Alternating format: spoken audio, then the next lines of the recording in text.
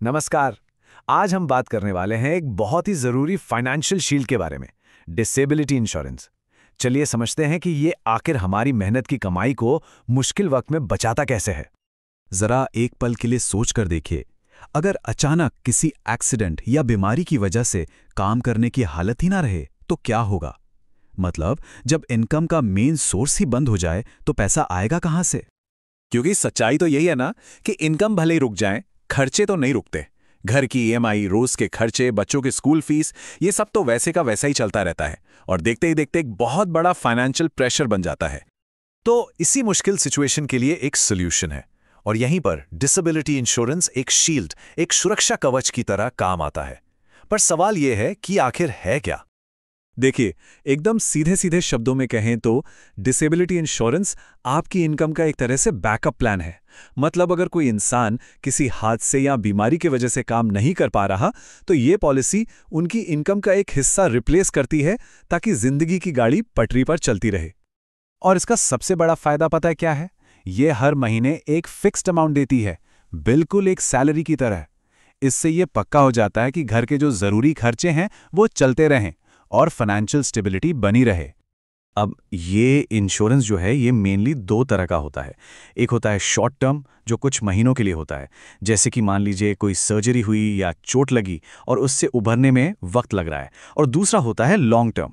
ये तब काम आता है जब कोई सीरियस बीमारी या चोट किसी को सालों तक या हो सकता है पूरी जिंदगी के लिए ही काम करने से रोक दे। तो सवाल ये है कि इसमें कवर क्या क्या होता है। देखिए, सबसे जरूरी चीज है मंथली इनकम रिप्लेसमेंट। कुछ प्लान्स में तो मेडिकल खर्चे भी कवर हो जाते हैं। इसके अलावा ये लोन की ईएमआई चुकाने में और रिकवरी के लिए जो थेरेपी वगैरह लगती है उसमें भी मदद कर सकता है। अच्छा, अब एक सवाल मन में आता है कि ये प्रोटेक्शन सबसे ज्यादा जरूरी किसके लिए है। वैसे तो देखा जाए ये हर कमाने वाले इंसान के लिए जरूरी है, पर हाँ, कुछ प्रोफेशंस ऐसे हैं जहां इसकी इंपॉर्टेंस कई गुना बढ़ जाती है।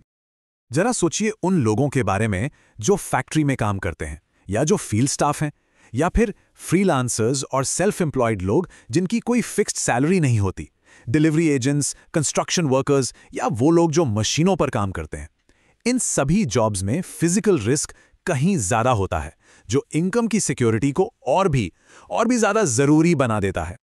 अब इंश्योरेंस की बात आती है तो सबसे पहले दिमाग में आता है खर्चा, कि भाई महंगा होगा। लेकिन यहां एक काफी इंटरेस्टिंग बात है, ये प्रोटेक्शन उतनी महंगी नहीं है जितना कि ज्यादातर लोग सोचते हैं। जी हाँ, किसी की भी सालाना इनकम का सिर्फ 1 से 2%, बस इतना सा। ये छोटा सा नंबर ही बताता है कि ये सुरक्षा कितनी अफोर्डेबल हो सकती है।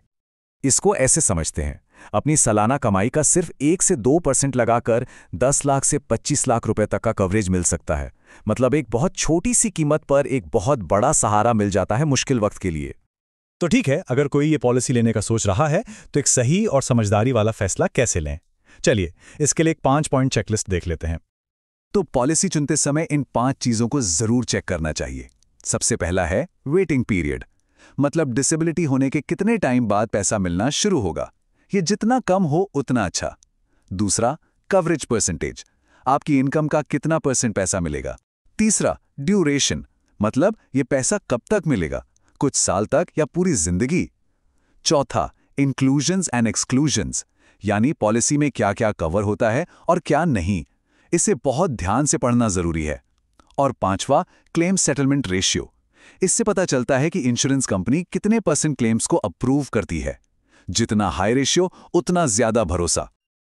और आखिर में एक बात समझना बहुत जरूरी है, डिसेबिलिटी इंश्योरेंस सिर्फ पैसों की मदद नहीं है, ये उससे कहीं बढ़कर है। ये एक तरह की मानसिक शांति है, एक सुकून है। ये वो भरोसा है कि अगर कभी कोई मुश्किल आ भी गई तो परिवार अकेला नहीं पड़ेगा, उनकी जरूरतें पूरी होती रहेंगी।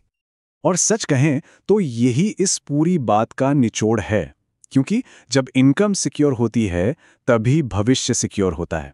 ये एक ऐसी बात है जिस पर हम सभी को एक बार सोचना जरूर चाहिए।